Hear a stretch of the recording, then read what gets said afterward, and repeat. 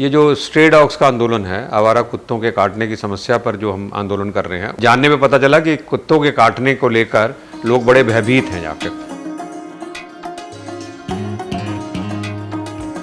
नमस्ते, भारत एक खोज के आज के इस एपिसोड में आप सभी का स्वागत है। मैं विक्रम गोस्वामी। आज हमारे साथ चर्चा करने के लिए एक ऐसी शख्सियत मौजूद हैं जो भारतीय राजनीति में जाना पहचाना चेहरा है, समाज सेवी हैं और पूर्व केंद्रीय मंत्री हैं। विजय गोयल जी, बहुत बहुत स्वागत है आपका। विजय गोयल जी, बड़ा आसानी से लोग कह देते हैं जिन लोगों को विरासत में राजनीति मिली होती है, जो राजनीतिक पृष्ठभूमि से आते हैं, उनके लिए राजनीति बड़ी सरल होती है। तो ये कैसे देखते हैं आप, क्योंकि आपके परिवार में राजनीति रही है? इतनी सरल नहीं होती है। मेरे तो और भी 2 भाई थे, वो तो राजनीति में नहीं गए। तो आप समझिए कि राजनीति मेरे अंदर थी या मालूम नहीं मुझे। मैं तो सामाजिक आदमी था, कार्यक्रम करता था। उस कार्यक्रम को कर करके मैं यहाँ तक पहुँच गया जाके। मैं स्कूल में पूरा सक्रिय था, मैं कॉलेज में पढ़ा सक्रिय था, मैं विश्वविद्यालय में सक्रिय था और उसके बाद लगातार मैं सक्रिय रहा। मेरे पिताजी दिल्ली विधानसभा के अध्यक्ष रहे जी, किंतु उन्होंने कभी हमें बढ़ावा नहीं दिया कि राजनीति में आएँ। तो दरअसल तो हमारे यहाँ नेताओं का आना जाना था, उनको हम भी देखते थे, मिलते थे। कब धीरे धीरे काम करता करता मैं राजनीति में पहुँच गया मुझे मालूम नहीं, पर मैं ग्रास रूट से उठकर ऊपर तक गया हूँ। आप छात्र संघ के अध्यक्ष रहे, आपने डूसू का चुनाव जीता और आप प्रेसिडेंट बने। उस समय की राजनीति और आज जब आप वर्तमान की इस मेन स्ट्रीम की राजनीति करते हैं, दोनों में डिफरेंसेस क्या आपको महसूस होता है कि क्या चीज़ें अलग हैं और क्या चीज़ें सामान्य हैं? मैं छात्र संघ की राजनीति में रहा। उससे पहले मैं Shri Ram college of commerce में जॉइंट सेक्रेटरी था, मैं सुप्रीम काउंसलर था, मैं कई सोसाइटीज़ का पदाधिकारी था। फिर मैं दिल्ली विश्वविद्यालय छात्र संघ का अध्यक्ष बना। उसके बाद मैं 4 बार मेंबर ऑफ पार्लियामेंट रहा। 2 बार हमारी सरकार आई। एक बार मैं अटल जी के साथ मंत्री था प्रधानमंत्री कार्यालय में।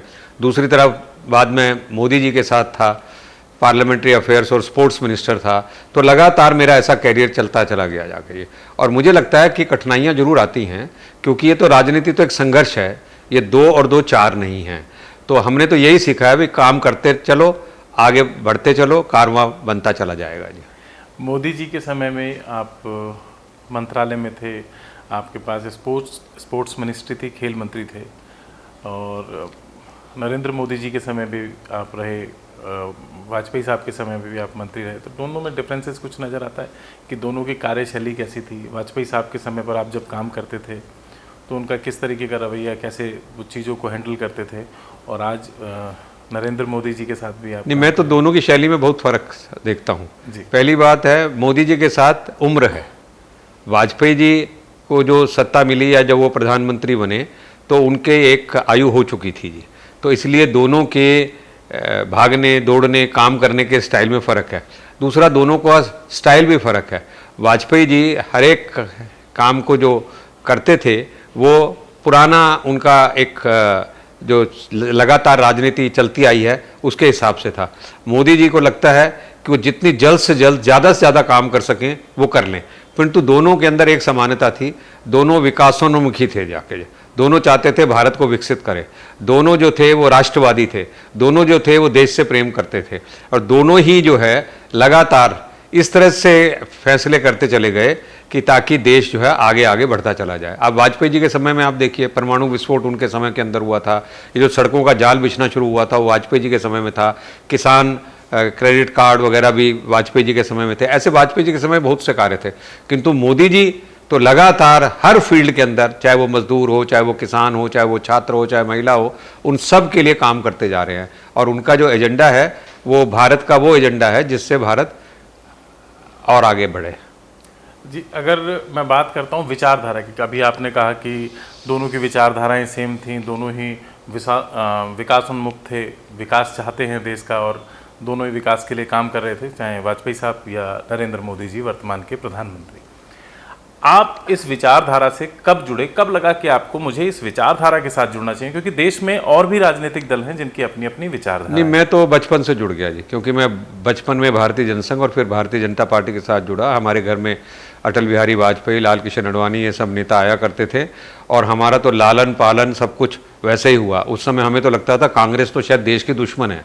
हालांकि इतनी दुश्मन नहीं होगी, पर हमें उस समय ये फील आता था कि कांग्रेस देश की दुश्मन है और इनके फैसले जो हैं वो सब देश विरोधी फैसले होते हैं, चाहे वो शिमला समझौता था, चाहे वो गोवध का मामला था, चाहे और दूसरे इशू हुआ करते थे। तो पर मैं देखता हूँ कि धीरे धीरे हमारा जो ब्रिंगिंग थी वो सब ऐसे ही हुई। तो मैं समझता हूँ मैं बचपन से ही इस विचारधारा से जुड़ गया था और मुझे विचारधारा अच्छी लगती थी, क्योंकि मैं आरएसएस की शाखाओं में जाता था और संघ के साथ मैं जुड़ा था, तो मुझे संस्कार वहीं से मिले थे। आपको बहुत गंभीर नेता के तौर पर देखा जाता है, क्योंकि जब आप भाषण देते हैं या आपके जो भी इंटरव्यूज़ होते हैं, मैं भी जब देखता हूँ आपको, तो बड़ी गंभीरता से आप अपनी बात को रखते हैं। एक गंभीर व्यक्ति, एक गंभीर नेता अचानक से एकाएक उसके मन में आता है कि टॉय बैंक बनाया जाए, वो बच्चे, वो खिलौनों की दुनिया, कब ये मन में विचार आया, कब सोचा कि इस तरीके का कोई बैंक होना? मुझे मालूम नहीं कौन मुझको कैसे देख रहा है, किंतु मैं शुरू से ऐसा ही था जी। मेरा एक्स्ट्रा करिकुलर एक्टिविटीज़ में बहुत इंटरेस्ट रहा है, चाहे वो डिबेट हो, चाहे वो कल्चरल प्रोग्राम्स हो, चाहे वो कवि सम्मेलन हो, चाहे वो मेले हों, इवेंट हों, कुछ भी हों यहाँ पे, तो मैं ऐसा ही हूँ। और हेरिटेज मेरे दिल के अंदर बसता है, तो मैंने बहुत सारे हेरिटेज के प्रोजेक्ट्स किए हैं। शायद भारत में किसी इंडिविजुअल ने इतने प्रोजेक्ट्स नहीं किए होंगे, और हमने जो हवेली धर्मपुरा बनाई उसको तो यूनेस्को अवार्ड मिला है, तो इसलिए ये मेरे दिल के अंदर है जाकर। जी, अभी एक आंदोलन आप चला रहे हैं स्ट्रीट डॉग्स को लेकर। आंदोलन क्या है, कब ये सोचा आपने कि इस टाइप की सुविधाओं के लिए स्ट्रीट डॉग्स को लेकर एक आंदोलन चलाना चाहिए, आपने छेड़ा? मैं बहुत ऑब्जर्व करता हूँ और फिर देखता हूँ कि लोगों के अंदर बीच में जो ज़्यादा समस्याएं हैं उनको मैं उठाऊँ। ये जो स्ट्रे डॉग्स का आंदोलन है, आवारा कुत्तों के काटने की समस्या पर जो हम आंदोलन कर रहे हैं, उससे पहले मैंने सबसे पहले लॉटरी का इशू उठाया था जी। उस दिनों सिंगल डिजिट लॉटरी आई थी, सारे देश के अंदर लोग लॉटरी खेलते थे, चाहे महिलाएं हों, पुरुष हों, बच्चे हों, सब लॉटरी खेलते थे। आपने देखा होगा सड़कों पे लॉटरी के काउंटर्स लगे टुकड़े पड़े होते थे, काउंटर पड़े होते थे। तो सिंगल डिजिट लॉटरी के खिलाफ हमने 10 साल आंदोलन किया, और उसके बाद जब हमारी सरकार आ गई, वाजपेयी जी प्रधानमंत्री थे, तब हमने लॉटरी के ऊपर बिल ला के सिंगल डिजिट लॉटरी पर पूरा बैन लगा दिया जाके। तो लोग कहते हैं, उसके बाद मैं मेंबर ऑफ पार्लियामेंट भी बन गया था, तो लोग कहते हैं लॉटरी क्या बंद हुई, गोयल साहब की लॉटरी निकल आई जी, तो एमपी हो गए जाके। पर लोग रिकॉग्नाइज करते हैं मेरे को। उसके बाद दूसरा आंदोलन हमने लिया ये आवारा कुत्तों का। आवारा कुत्तों के काटने की समस्या, मैं कुत्सिया बाग में सैर करता था, और मैं सैर करता तो दिखता था बहुत कुत्ते थे, और मैंने देखा धीरे धीरे लोगों के हाथ में लाठियाँ आ गई, और धीरे धीरे पार्कों में बच्चों ने खेलना बंद कर दिया। जानने में पता चला कि कुत्तों के काटने को लेकर लोग बड़े भयभीत हैं जाकर। तो मुझे चला शायद हमारे पार्क में होगी, पर हम दूसरे पार्कों में जब गए तो हम सब जगह यही समस्या थी। तो हमने पार्कों के अंदर मीटिंगें करनी शुरू की, तो पता चला भाई इसका तो बड़ा भयानक रूप आ चुका है आवारा कुत्तों के काटने का। तो हमने जगह जगह मीटिंगें की, धरने किए, प्रदर्शन किए, ये सब किए, तो लोग धीरे धीरे जुटते चले गए। अभी भी हम वही कर रहे हैं। आवारा कुत्तों के काटने की समस्या पर हमने एक ट्वीट किया था, और उस पर आप 20,000 लाइक्स आए हैं, और 20,000 लाइक्स में ज़्यादातर वो लोग हैं जो कुत्ते के काटने की समस्या से परेशान हो। आपको मालूम है देश भर के अंदर करीब 12 करोड़ आवारा कुत्ते हैं, 12 करोड़। अभी जो निजी कुत्ते हैं उनकी बात नहीं कर रहा मैं, अकेले दिल्ली के अंदर 8 लाख से ज़्यादा कुत्ते हैं जी, और देश भर में 20,000 कुत्ते के काटने के मामले हर रोज आते हैं। जब दिल्ली, अकेली दिल्ली में 2,000 से ज़्यादा मामले कुत्ते के काटने के आते हैं। अकेले एक आरएमएल अस्पताल में 200 से ज़्यादा कुत्ते काटने के मामले आते हैं जाके। तो जब इतनी भयानक स्थिति है और सरकारें सो रही हैं, इसके अंदर केंद्र सरकार की भी भूमिका है, दिल्ली सरकार की भी भूमिका है, और सबसे ज़्यादा भूमिका एमसीडी की है जी। तो हम जन जागरण कर रहे हैं जी। और ये जो 20,000 जो लोगों ने हमको ट्वीट किए ना, रिस्पॉन्ड किया है, तो आप ये समझिए उसके अंदर से ऐसे भी लोग हैं जो हमको बद्दुआ देते हैं। कोई कहते हैं अगले जन्म में तुम कुत्ता बन जाओगे, दूसरा कहता है कि रैबीज हो जाएगी तुमको, तीसरा और गालियाँ निकालते हैं, क्योंकि वो समझते हैं जैसे हम तो एनिमल्स लवर नहीं हैं, हम कुत्तों के खिलाफ हैं, और वो एनिमल्स लवर हैं तथाकथित जो भी हैं, जो भी लोग। परंतु वो ये नहीं बता पाते कि आज तक मेरी कौन सी स्टेटमेंट गलत है। मैंने एक ही बात कहा है कि दिल्ली के अंदर ये 8 लाख कुत्ते हैं, ये 60 लाख ना हो जाएं, इनको रोकने के लिए स्टरलाइजेशन जरूरी है, नसबंदी कुत्तों की बहुत जरूरी है। उस पर कोई डिसएग्री नहीं करता। फिर भी कुछ लोग ऐसे हैं सोसाइटी के अंदर जो लगातार ऐसा सोचते हैं। नहीं, उनको मैं कहता हूं अगर तुमको आवारा कुत्तों से प्यार है तो आप एक एक कुत्ता गोद लेके घर क्यों नहीं ले जाते? वो नहीं ले जाएंगे जी, वो पड़ोसी के घर के सामने कुत्ते को फीडिंग कराएंगे, ताकि काटे तो वो पड़ोसी को काटे जाके। तो ये एक मामला नहीं है, ये तो डाटाज हैं। आप गूगल से, सरकार से, कहीं से भी उठा लो, पता लग जाएगा कि आज कुत्तों के काटने की समस्या कितनी बड़ी है। और आप देख लेना, मेरा आंदोलन रंग लाएगा और सरकारों को जागना, चेतना पड़ेगा। अब तो गवर्नमेंट से सुप्रीम कोर्ट जाने लग गई हैं कि हमें आवारा कुत्तों के छुटकारे का उपाय बताइए। क्योंकि अभी टीवी चैनल के माध्यम से, सोशल मीडिया पर बड़ा आमतौर पर देखे जाने वाली चीज़ है, कुछ लोग कुत्ते को फीड करा रहे हैं, कुछ लोग उसका विरोध कर रहे हैं। पता लगता है कि लिफ्ट में किसी कुत्ते ने काट लिया, जगह जगह देखने को ये चीज़ें मिलती हैं। तो आप कैसे इसको रोकने का प्राविधान जो आप बना रहे हैं? देखिए, सबसे बड़ी बात है, जो केंद्र की सरकार है उसमें एनिमल हस्बेंड्री एंड फिशरीज जो डिपार्टमेंट है वो इसको देखता है। एनिमल वेलफेयर बोर्ड बना, वो एनिमल वेलफेयर बोर्ड सिर्फ एडवाइजरी नेचर का था, तो भी उसने एक एनिमल बर्थ कंट्रोल रूल्स बना दिए। वो जो एनिमल बर्थ कंट्रोल रूल्स बनाए, उन रूल्स को आज अमेंड करने की जरूरत है सेंट्रल गवर्नमेंट के द्वारा। उस रूल्स में ये लिख दिया गया है कि RWA और जो NGO है वो कुत्तों को फीडिंग कराएंगी। क्यों कराएंगी? जब उनके कुत्ते नहीं है तो उनको फीडिंग क्यों कराएगी?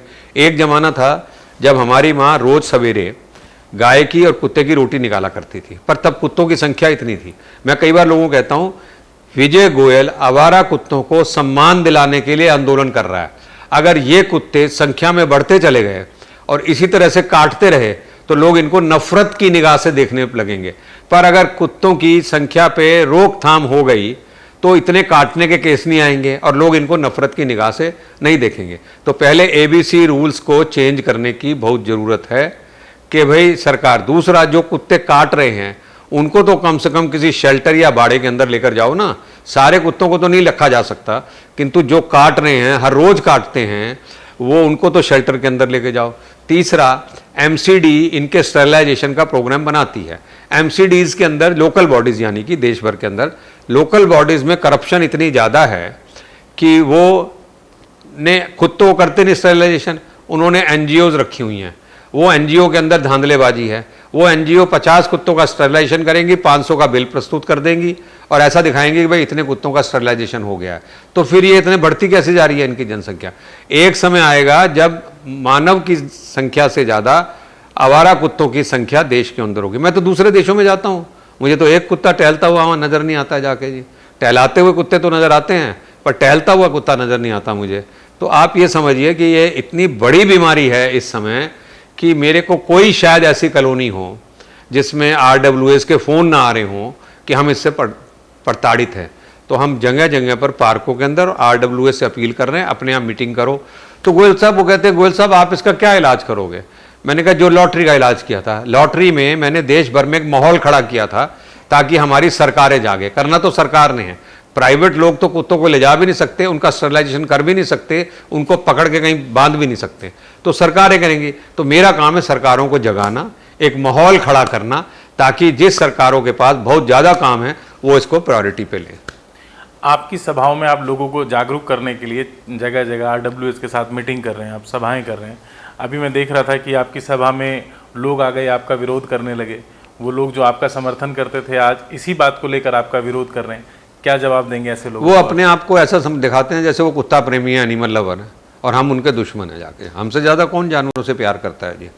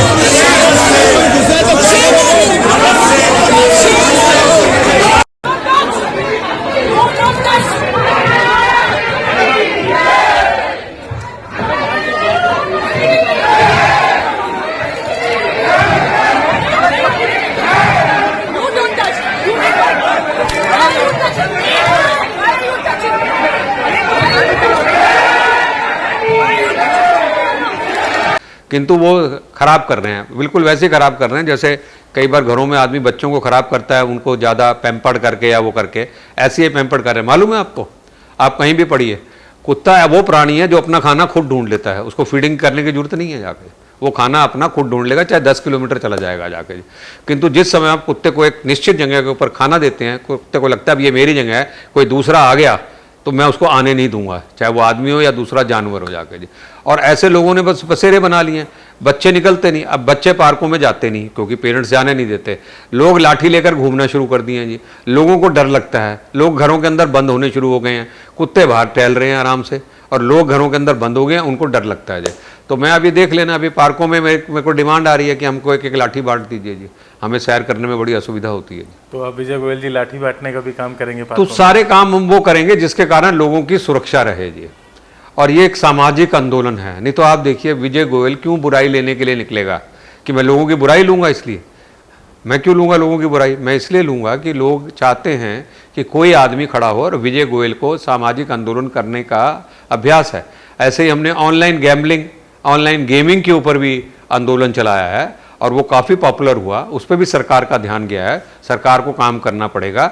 और ये आवारा कुत्तों की समस्याओं पे मेरी RWA से अपील है, यदि आप लोग नहीं खड़े हुए तो कोई दूसरा आपके लिए आके लड़ेगा नहीं। इसलिए आइए, 27 तारीख को जंतर मंतर के ऊपर हमारा धरना है, उसमें बड़ी संख्या में शामिल हुई है प्रातः 10 बजे। जी विजय जी, बहुत अच्छा लगा आपसे बात करके। आप बहुत अच्छे से अपनी बात को रख पाते हैं। मुझे लगता है कि सभी जो दर्शक हमारे इस वीडियो को और आपके इस इंटरव्यू को देख रहे हैं वो ज़रूर 10 बजे 27 तारीख को पहुंचेंगे और आपके कंधे से कंधा मिलाकर काम करेंगे। ये थे विजय गोयल जी, जो सामाजिक क्षेत्र में काम करते रहे, कई बड़े आंदोलनों को जन्म दिया और उसको निष्कर्ष तक पहुंचाया, समाधान तक पहुंचाया। अगली मुलाकात किसी और शख्सियत के साथ, तब तक के लिए प्रणाम।